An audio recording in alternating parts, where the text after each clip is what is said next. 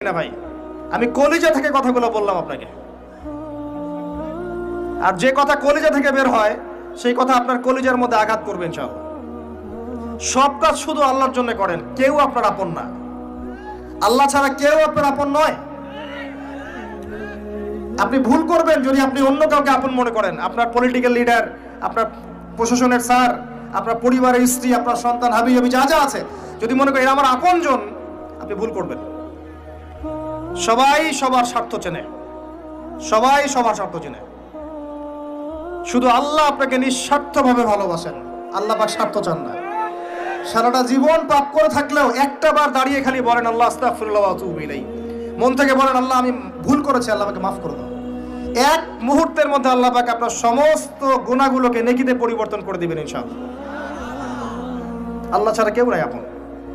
আল্লাহর জন্য খালেস করে ফেলেন নিজেকে।